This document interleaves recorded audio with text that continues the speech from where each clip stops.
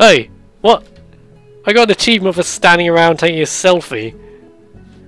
That's almost as bad as the Assassin's Creed 2 getting an achievement for being born in a cutscene at the beginning of the game.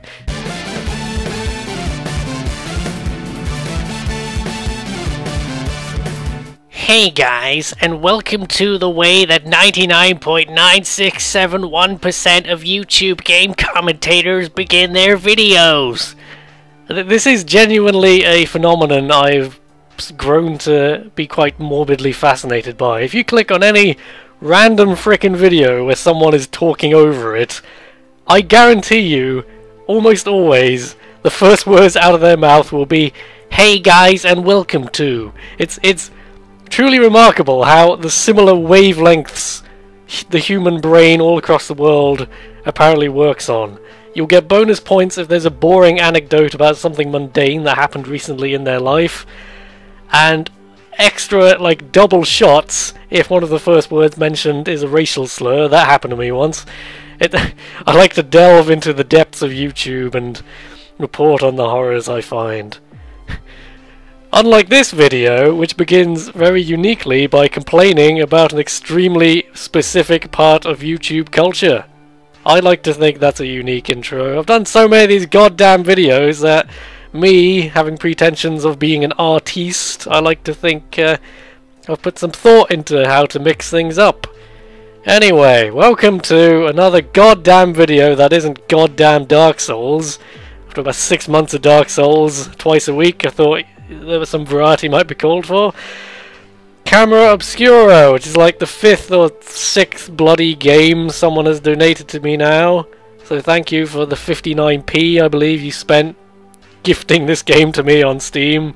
It's a bloody thing I've never heard of, and I'm gonna have to go through that whole rigmarole again of being like, whoa, I don't know what this game is. Lol, so random, what's happening? This is just one big massive, you know, a hypocritical piss take of YouTube, I think this is going to turn out to be. I've also forgotten your name, kind donator. I'll probably have to look that up later. Throw it on screen, maybe, if I can be asked. But yeah, we're going to see what the hell this is about. Hijinks may be had. Although, no video I've ever done, I will ever do, will ever top the bloody Jurassic Park thing, where I spend an hour just giggling over dinosaurs in a PS2 game. Nothing. I should just stop the YouTube business, because if you go and watch that, nothing will ever top the sheer lunacy of that. Maybe we should play the goddamn game. I'm sorry, I was just so excited. Play Tower of Babel as an androgynous person. Kind of has the hair of Hansel from Zoolander. Oh, this is one of those goddamn games where you can't use the D-pad to move up and down, you have to use the stick. I remember there was this period of time when the PS1 and N64 were still new, where people hadn't figured out that the D-pad was a good way of going up and down in menus, just other than using the gimmicky new thing, the crazy new idea, which was the analog stick. And then you got play motion controls, where you like make rude gestures at the screen to select things. I remember the hardest part, this is just immediately ramble. I remember the hardest part of iToy Play on the PS2 was bloody selecting the menu by waving your arms and not accidentally playing a game you didn't want to play. Memories. Anyway, as far as I could figure out, we have to boot this very confusing menu. It's not even. I guess I'm standing on the bottom like a jelly bean. That's yellow. Starting at the base of the tower, I suppose, makes sense. And we're approaching the tower, but we're also entering the tower, according to the name. I can't understand what's happening. We'll just have to see. Oh, and suddenly I'm 16-bit instead of 8-bit, okay. Puberty's fast these days. Oh, I am moving, okay. Also, this is a very uneventful cutscene. No, I am moving. It's a platformer. Oh, God! What? Did I just have an epileptic fit or something? What was that? Music's very pretty. Very actually, yes, this reminds me of Bastion. He looks like a bit like the guy from Bastion. The music's a bit Bastion-y. Anyway, but if I press circle... I say circle because I've got a bloody PS3 controller hacked into my computer to work. I make it think it's a 360 pad, you see. I'm very sneaky. I'm so pro PC gamer eliteness. Hey! What? I got an achievement for standing around taking a selfie. That's almost as bad as the Assassin's Creed 2 getting an achievement for being born in a cutscene at the beginning of the game. Anyway. I'm sure it's highly ironic. Yes! How to jump. Have you ever played video games before? No, then here's how games work. I suppose. God, L2. Why is it Blake taking pictures? What is this? Also, what's this weird? Oh, is this like some weird? Oh, I see. When I take a picture, it creates this thing. Oh, can I? Oh, maybe that's why the game's called Camera Obscura. Now I think about it for 2 seconds. So remarkable how the slightest amount of thought seems to solve the question. Wow. You know it's important because it's got... this tower must be important because it's apparently a proper noun. Wow, no one has ever gone here, so let's wander blindly inside.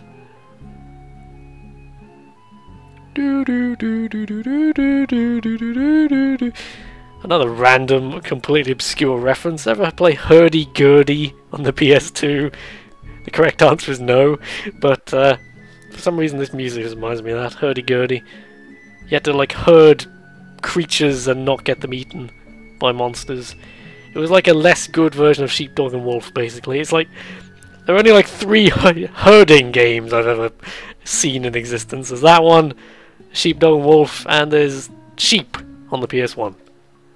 Anyway, you may have guessed I'm a bit rusty about this whole Let's Play business because I'm super extra rambly today. Oh God. Some sort of spunk bubble. It's roaming around down there. Can I take a picture of it? I'm a bit confused by this. It's kind of trapped in there. Oh! No, what did it do? Why are there like fireflies all over the screen now? I'm deeply confused. Taking pictures of it doesn't seem to help. I was about to say how do I get over there, but obviously I must have to take a picture. Hang on. Hey, oh, just jumping at it actually worked. The rubble that choked the grand foyer was so dramatic I had to do that boring Let's Play thing of reading text on the screen that you could already see with your goddamn eyes. It's like all those people who do a PowerPoint presentation and then they're like, I will now proceed to read very slowly the text you can already see with your face. Oh. Okay. I like the no-nonsense plot here. There's a big spooky tower. Go explore it. Okay. Why not? It's pretty much the plot of Demon Souls, as far as I can remember, so...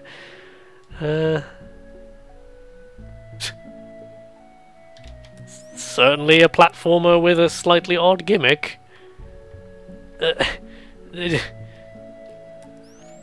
Probably worse ways to spend 59p. Like extremely low-rate prostitute. what would a prostitute give you for 59p? Like a coy stare or something? 59 whole p. Ooh, big spender. What the hell am I talking about? It's almost like, oh, I see. Oh, I think I understand. Also, oh, and it eventually fades. Oh. I misunderestimated you. Game maker, this is actually interesting. Okay. It's almost like finding obscure indie games on Steam isn't always a terrible idea. I haven't quite worked out. Oh wait. Aha! Now I'm thinking with portals. Oh, I've got my hopes up now that there might be cake at the end of this. Ooh, more pretty leaves. So pretty.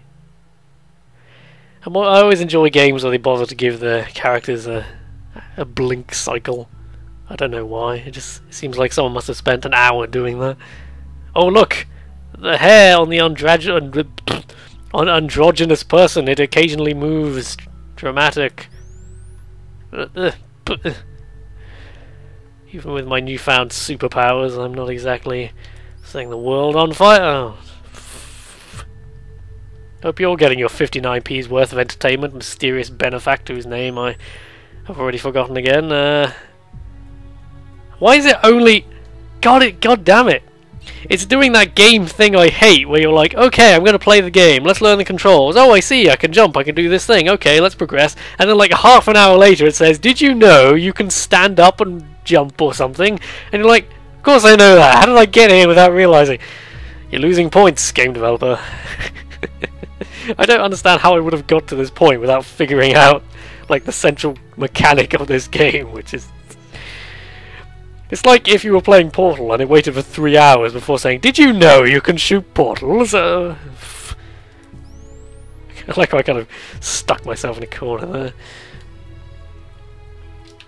there.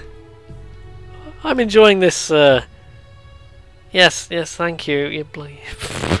We'd figure this out already. Here's a block that looks a bit like a penis. Just gonna jump on that for a while. Swiftly move on.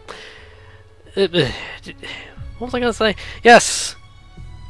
No, I've completely forgotten. I was going to say something about like 16-bit art styles, and now I've completely forgotten where I was going with that. Oh, I see! Ha! This is interesting, this mechanic, but if I have a problem with it, it does feel a bit kind of random and flaily at the moment. Like you click the button, you jump around a bit, hope the image lines up, and then you just flail across the gap before the image goes away. It doesn't feel super precise, but that's me being nitpicky. I'm sure it's a super sexy game, really. What's it called again? Camera Obscura or something. Oh! Well, that'd be the end of my permadeath run if I was doing such a thing. Oh, okay, thank you, tutorial. That's something I hadn't actually figured out. Is that... Did it just say you can... Oh god, I wish I'd have read that more clearly, but I worked out how to use this stick, but I could have sworn it just said, use the left stick to walk around. I had figured that out. Mixed opinions of Camera Obscura so far. It does look a bit like a post-apocalyptic Super Mario level, this area. Oh, not ideal. All this dying going on. Oh. Oh, sudden difficulty spike. Oh, so cheap. I do like to make exertion noises when I'm jumping. Oh, and then I'll die. This reminds me of possibly one of the best game overs ever. Is from the original Turok and N64, not the like 7 reboots they've attempted to do ever since. In Turok, if you fell off a cliff, the camera would suddenly go third person and show Turok just flailing his arms and falling into the abyss while making a noise that sounds like it was so fucking cartoonish and unexpected the first time. Just, oh, it's a super serious game about a time-traveling Native American who kills dinosaurs, and then it gets silly. Why'd you have to go make it silly? I enjoy going back and playing the original Turok though, because it's so astonishingly quaint that like 15 years ago that was considered remotely cutting edge. Of course, by PC FPS standards it was already quaint, but the fog, the view distance is like 2 feet in front of you. It actually creates almost a horror-like experience because dinosaurs can kind of just appear out of bloody nowhere and nibble your face off.